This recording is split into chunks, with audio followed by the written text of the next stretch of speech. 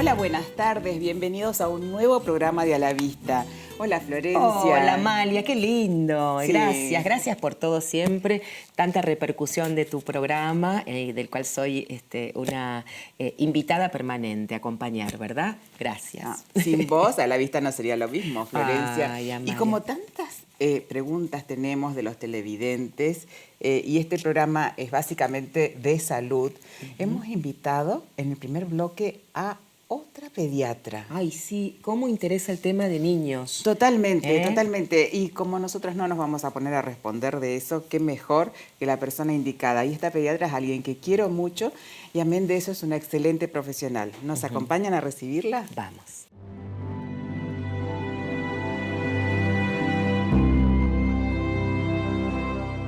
Y en este primer bloque, como les dije, vamos a tener a una invitada de lujo, la doctora Cecilia Eguiguren Laborde. Bienvenida, Cecilia. Muchas gracias. Hola, Cecilia. Estamos emocionadísimas de tenerte acá. Sí. Cecilia es médica pediatra y es neumonóloga infantil. Mira. Cecilia, te invitamos porque la cantidad de preguntas que tenemos de los papás son muchas y sobre todo con lo que están preocupados muchísimos es si tienen que seguir llevando a los chicos a cumplir su calendario de vacunas o por la pandemia lo tienen que espaciar. ¿Cómo es eso? Definitivamente que sí. Justamente la prevención y la detección temprana son los objetivos de los controles y el seguimiento pediátrico fundamental. O sea que el calendario de vacunas a rajatablas es un objetivo primordial para seguir cumpliendo. Sí. La verdad que el calendario de vacunas cada vez es más completo y más complejo y detrás de esos cambios hay un gran seguimiento y estudio de un montón de epidemiólogos, infectólogos y cada uno de los logros de la ampliación del calendario de vacunas está hecho justamente para evitar y bajar la tasa de infecciones. Claro. En los chicos. Así que sí, es algo que es importantísimo que quede claro que si hay algo que no hay que suspender en este momento es la vacunación, pura prevención. Y esto que no tiene que ver solo con los chicos, sino también con las actualizaciones de aquellos pacientes también adultos que estén por alguna situación especial, tengan indicación de una vacuna o por alguna enfermedad también de los chicos mismos. Claro, claro que sí. ¿Y has visto vos que los chicos en esta época, con esta reclusión, con este confinamiento, hayan cambiado alguno de sus comportamientos habituales? Y sí, la realidad es que hay diferentes perfiles de acuerdo a los chicos. Quizá los más grandes tienen más aceitada la comunicación por redes sociales o están más acostumbrados a la comunicación con el WhatsApp y todo. Y los más chicos tal vez son los preescolares, los escolares tempranos son los que tal vez se ven más limitados en lo que es la interacción social y más reclaman. Los intentos de los colegios han sido de mantener, pero claramente no es lo mismo. No, por supuesto. Yo creo que a partir del primario es cuando los chicos empiezan como a intentar buscar a ver de qué manera van recuperando ese contacto y aprenden a organizar un Zoom o prestarme el teléfono y a mandar WhatsApp y de alguna manera tener comunicación. Y tal vez los que tienen la cosa más difícil son los chicos de jardín. Claro, los más pequeñitos. Los más chicos que justamente es el inicio de la socialización.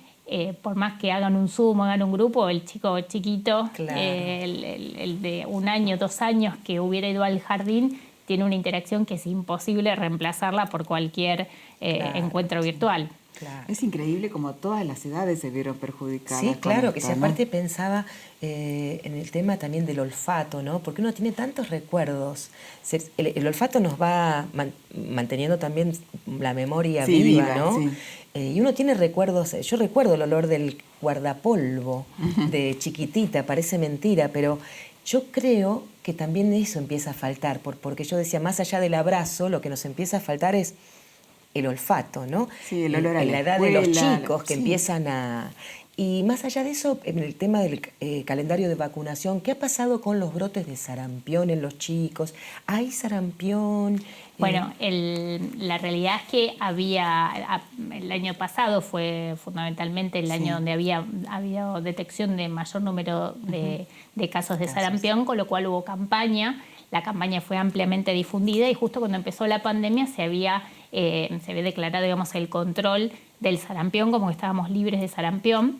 Pero bueno, a pesar de esto, no hay que bajar la guardia porque el sarampión en este momento está controlado, las fronteras están cerradas, pero el sarampión está en los países vecinos.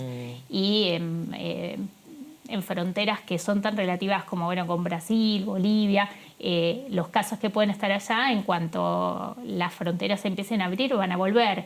Y la única manera que hay de limitar los nuevos casos acá es mantener una alta tasa de vacunación. Claro. Entonces, eso es fundamental. Cuando las tasas de vacunación bajan, el virus entra y empieza a diseminarse y ahí viene el problema y la expansión. Claro. Entonces, con sarampión es un caso típico de los que acá se ha logrado controlar, pero en los países vecinos no.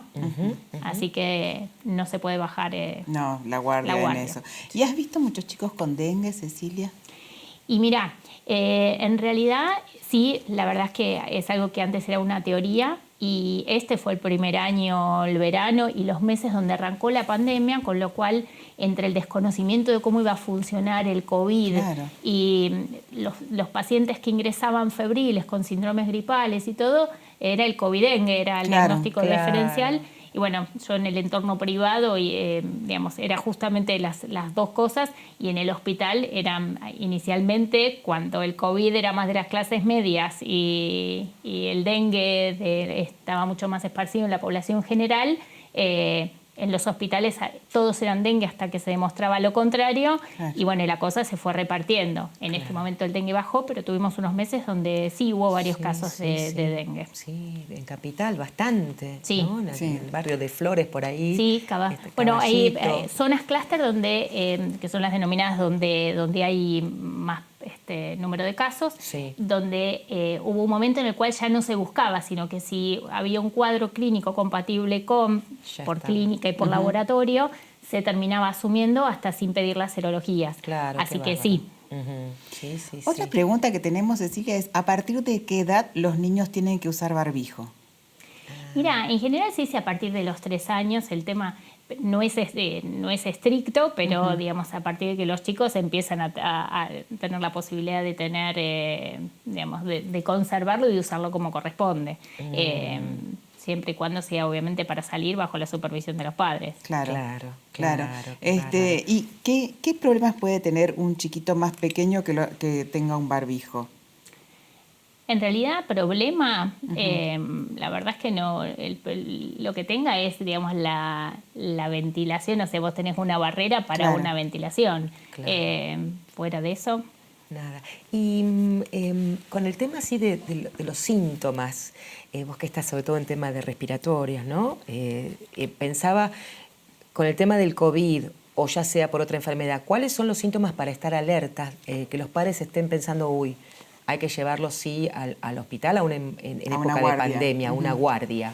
Mira, eso también fue variando. Al principio los médicos que también, o sea, cualquier médico que hacía atención en los consultorios, cuando empezó todo esto, fue todo un planteo de qué manera uno seguía atendiendo, porque uno estaba expuesto a no sabemos bien qué es lo que puede estar viniendo. Entonces, bueno, avanzó un montón lo que son las telecomunicaciones y las consultas virtuales. Uno puso mucho más en práctica las pautas de alarma. ¿Y cuáles son? Bueno, al principio esto, que de repente un paciente llama que tiene un pico febril, que vaya a la guardia. Y llegaba a la guardia cualquier paciente, un pico de fiebre, y era COVID hasta que se demostrara lo contrario, porque cualquier paciente tiene la gargantita un poco roja o tuvo media tos. Y la realidad es que uno, a medida que fue pasando el tiempo, uno fue aprendiendo que otras condiciones, inicialmente si no tenía el nexo epidemiológico con el viaje, con el contacto certero con alguien que fuera positivo, decís, bueno, me quedo tranquilo. Y a medida que el contagio fue comunitario, quizá uno empezó a tener que prestar atención a otras cosas. Y bueno, los chicos a pesar de estar aislados, a pesar de estar mucho menos expuestos que en otras épocas Sí. a virus circulantes, por esto de que no están yendo al colegio, están Sí. bien aislados y todo, la realidad es que hay cuadros que los chicos siguen haciendo la sexta, Claro. siguen haciendo... Entonces, uno empezó a tener un poquito más de tolerancia y decir, bueno, a ver, un registro febril y qué más acompaña. Entonces, la desesperación que quizá inicialmente había cuando un chico hacía un pico de fiebre, llegaba una guardia, había que hisopar, el hisopado y venía de la mano de la internación y toda una situación Sí. donde eran todos negativos, si no había ningún otro dato alrededor. Claro. Entonces, tal vez hoy por hoy está un poquito más flexibilizado el criterio y bueno, depende de la edad, del estado del paciente y digamos, el contexto del en el entorno, que está, claro. cuál es el mejor momento en el cual vos sospechas el dengue e inclusive vas a hisoparlo. Claro. Pero tampoco tiene mucho sentido el hisopado con un primer registro porque hasta si va a ser un COVID, tampoco tuviste tiempo suficiente de la replicación viral capaz y de detectarlo. de conseguir Entonces, muestra con el hisopado. por más que los papás a veces tienen más ansiedad por saber lo que pasa con los chicos que inclusive con los adultos mismos, que son los que están más expuestos. Entiendo, claro. Por esto de que el chico aislado no va a enfermarse, sino a través de un conviviente que adulto. traiga Es la cierto. patología al Claro. hogar. Es cierto. Claro. Ah, ¿viste qué dulce Me que es? encanta, ay sí, divina, es una gran admiración, Sí, hacia, la verdad que sí. hacia Cecilia. Muchas gracias, Cecilia, porque tus explicaciones, la verdad, son muy claras y has respondido a todas las preguntas de nuestros televidentes. Bueno. Así que cuando pase todo esto y estemos todos un poco más libres, vamos a invitarte para hablar de otros temas, ¿sí? Bueno, muchas Ahí está. gracias. Gracias. Cecilia tiene 4 chicos Ay, preciosos. qué hermosura, ¿sí? ¿Cómo se llaman? Así los saludamos. Anita, de 13, Julián, de 12, Lucía, que va a cumplir 11, y Joaquín, que tiene 8. Qué hermosura. Así que le para mandamos todos. un beso a los 4. Y con ustedes vamos a una brevísima tanda y venimos al próximo bloque a seguir un poquito más con A la Vista.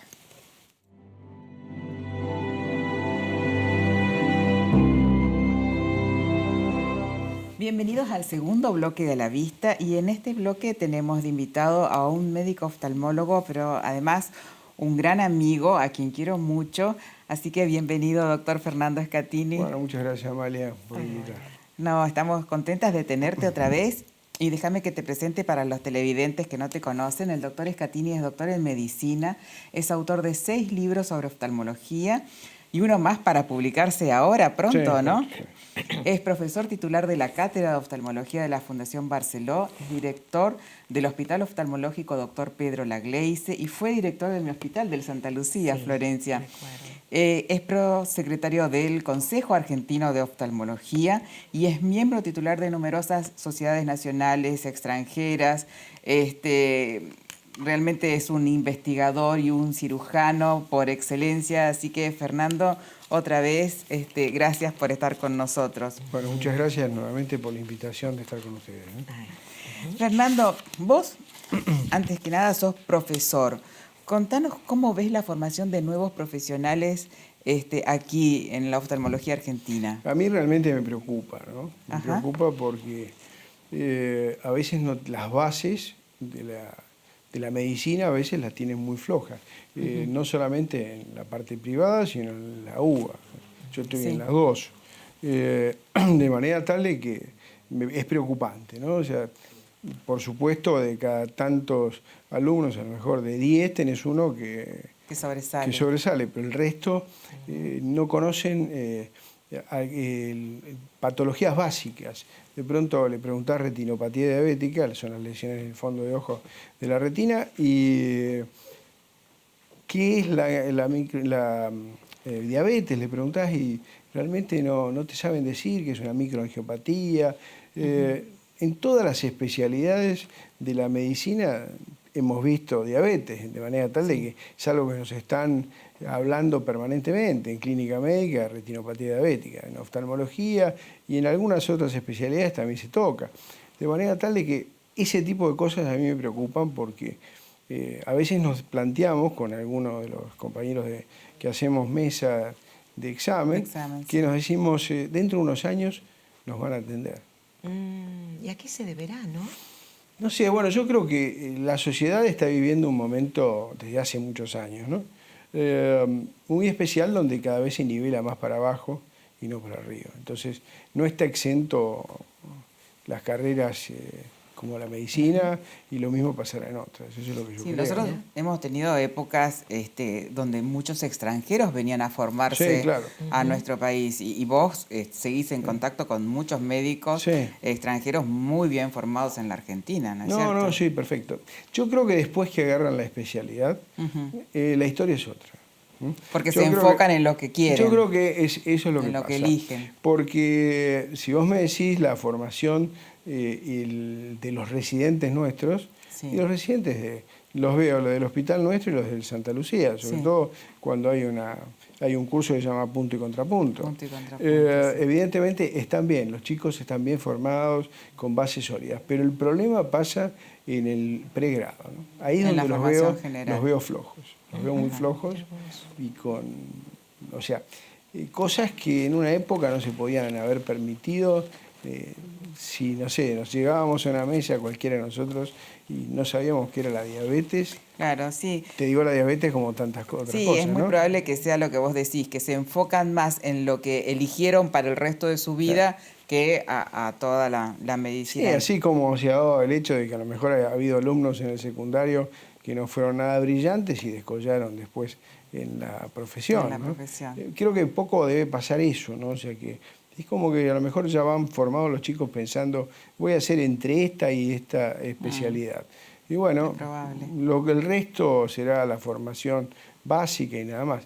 Porque cuando ya empiezan a meterse en la especialidad, los veo ahí con toda la polenta, con mucho espíritu de mejorar, de aprender, y realmente ahí cambia la cosa. Pero en el pregrado es donde preocupa. Y en el hospital, ¿cómo estás manejando toda esta circunstancia tan especial durante la pandemia, Fernando? Mira, fue difícil al principio porque hubo un montón de interrogantes. Los interrogantes se debían desde el momento que entramos en pandemia, primero tuvimos que cambiar el funcionamiento del hospital. El hospital se dejó de hacer toda la actividad programada, quedaron los servicios con una guardia, las distintas subespecialidades y la guardia histórica oftalmológica, donde al principio de la pandemia había bajado muchísimo la cantidad de pacientes, a tal punto que estábamos de lo que ve promedio 800 pacientes por día, estábamos viendo 35, 40. La gente tenía terror de salir a la calle, yo creo que eso realmente fue preocupante. Después de eso, ahora no está en el ritmo normal, pero ha aumentado muchísimo. Estamos en 300 pacientes por día, 350, en fin. Independientemente de lo que es la parte de consultorio externo, que algo vemos, y las subespecialidades que tienen su guardia. Entonces son derivadas del servicio de guardia a las subespecialidades. El hospital empezó a recibir con la pandemia, no al comienzo, sino cuando se fue complicando las cosas, se dividieron en 3 niveles los hospitales. Un anillo rojo, que está representado por 4 hospitales, que son el Muñiz, el Argerich, el Fernández y el Santoyani. Esos 4 son los primeros, la primer trinchera que tenemos frente al coronavirus. Después tenemos un anillo amarillo, que viene en el resto de los hospitales policlínicos, y después estamos los monoclínicos, donde los monoclínicos estamos dando la atención, como sabrás en tu hospital, a lo que es los pacientes crónicos derivados de otros hospitales, donde la internación oftalmológica, si bien hoy en día lo sabemos todos, que es muy ambulatoria, entonces teníamos camas, y disponíamos de muchas camas para poder ofrecer al sistema, y entonces, nos mandaron pacientes crónicos a los 2 hospitales. Esos pacientes crónicos no solo vinieron ellos, sino nos mandaron el equipamiento, el gobierno de la ciudad, y nos mandó además el recurso humano. El recurso humano.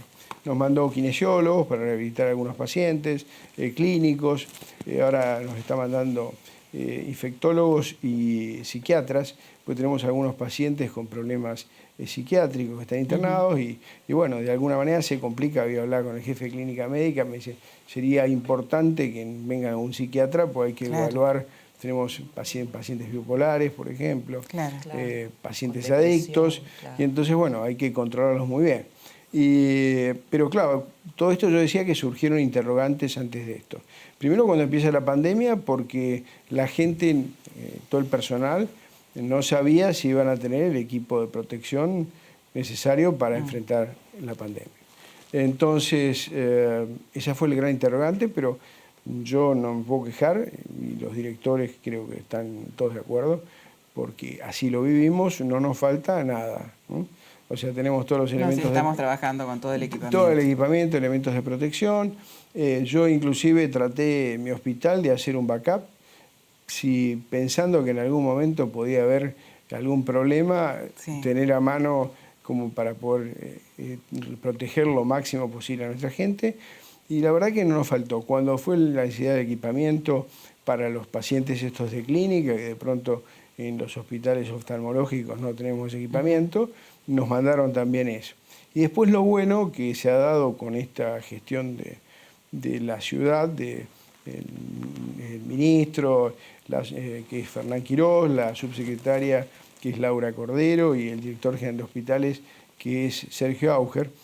La verdad que tenemos una relación excelente todos los directores, representando a cada uno de su hospital, donde estamos comunicados por un WhatsApp las 24 horas. Qué bueno. Tenemos el acceso a llamar y pedirle al ministro, pedirle a la subsecretaria o al director general de hospitales, necesito tal cosa, y yo creo que, no sé, a lo sumo en una hora ya está la contestación con resuelto el problema. Qué importante saber que existe eso, ¿no? Eso realmente nos da una tranquilidad a los directores, que por eso la volcamos en todos los colegas del hospital y personal del hospital, donde nos da una tranquilidad de que sabemos que nos van a escuchar y que nos van a resolver el problema. Porque otras veces vos podías pensar de que, bueno, tengo que buscar quién me da el teléfono del celular de tal funcionario, lo tengo, no lo tengo. No, todo eso tan engorroso. Bueno, eso se ha hecho muy dinámico, Qué bueno. Donde además generaron algo que es muy lindo, una muy buena relación entre todos los directores de hospitales. Entonces, muchas veces sin necesidad de molestarlos a ellos, como hemos adquirido una relación excelente entre todo el grupo, uno levanta el teléfono y llama al de otro hospital y le pide, no sé, te puedo mandar un paciente, necesito tal cosa. Sí, se agilizó todo. Nos cambiamos la... ¿Cómo está en cantidad de pacientes en este momento la Gleize? ¿Cuántas camas ocupadas? Porque nosotros tenemos el también 80... como televidentes nos gusta, yo me pongo en el lugar que está mirando, siempre pensamos en eso, pero además pensamos, nos hace todavía tomar conciencia del virus cuando nos cuentan cuántos enfermeros, cuánta gente trabajando en los hospitales también se enferma, ¿no? Sí, claro. Bueno, está demostrado, según nos explicaba el viernes pasado el ministro, nos cita el ministro todas las semanas a todos los directores de hospitales el día viernes. Tenemos una charla en el auditorio de la Casa de Gobierno. Y nos decía que en todo el mundo se dio que la curva aumentó en forma muy importante con todo el personal vinculado a la salud y el personal de seguridad. Esos son los que hicieron el pico primero de la curva. Ya en este momento ese pico está descendiendo. Pero evidentemente el problema de todo el personal sanitario, y bueno, se da porque están muy expuestos. Claro, es la en primera la especialidad línea. nuestra trabajamos muy cerca. Muy cerca del Lo paciente. mismo que el otorrinolaringólogo, que el odontólogo. Están muy cerca y evidentemente se expone mucho, ¿no? Claro. Así que por más que uno se te da la protección, Claro. que parece a veces alguien que se va al espacio, ¿no? Sí. Vamos a felicitar también a Fernando por la nota lindísima. Sí, en la revista del Consejo Argentino de Oftalmología. Sí, muy interesante Hermosa. porque nos habla de cómo, la crónica de cómo se tuvo que armar todo el hospital, y además nos da los datos de cuándo ir a las urgencias sí o sí, más allá del tema del COVID, aunque hoy en día ya está más flexible eso y la gente sabe que puede ir perfectamente al hospital a revisarse, a seguir sus tratamientos, ¿no? Todavía en forma absoluta no está eso armado, organizado. Ya un buen signo para pensar en un futuro. El otro día en la charla que mantuvimos con el ministro, nos dijo que empecemos a rever todos aquellos pacientes que potencialmente necesitan de la atención médica y que se atendían en nuestros hospitales, de pronto pacientes, no sé, oncológicos, de esa índole, que bueno, que requerían la atención nuestra y que era fundamental de que volvieran al hospital. Entonces, eso lo empezamos a organizar, cosa que yo me imagino que para el mes de octubre, como van las cosas, bueno, ahí se va... Claro, van a empezar a venir a regularizar la situación. Pero vale, no quiero decir yo que va a ser en octubre, porque no soy quién, nos darán las directivas de arriba. Pero otra de las cosas que nos dijo, que es muy importante, es que puede dar tranquilidad a los ciudadanos de alguna manera de la ciudad, es que a nivel de la ciudad estamos en una meseta. Si esta semana, se mantiene esa meseta, va a empezar a descender en la curva. En la ciudad de Buenos Aires, ¿no? Qué alentador eso que nos decís. Rápido, Sí, que nos decís, Fernando. Sí. Sí, parece mentira, Sí. pero tenemos tanto que seguir hablando con Fernando y el programa se nos va. De todos modos, todos tus conceptos muy claros y eso que nos dijiste, que el ministro Fernán Quiroz les informó que Buenos Aires está en una meseta, nos aliviana muchísimo todo el peso que tenemos, ¿no es cierto? Sí, seguro. Es más, igual se está previendo, está pidiendo 50 camas más que se armen de terapia por la cantidad de pacientes que nos vienen de provincia de Buenos Aires. Exacto, sí. Para tener la cobertura esa, Sí, pensando en los pacientes derivados o que vienen por sus medios, históricamente lo hicieron con los hospitales de la ciudad y bueno, entonces tenemos que prever eso para protegerlos ellos también, tener que trabajar en forma unida. Enhorabuena.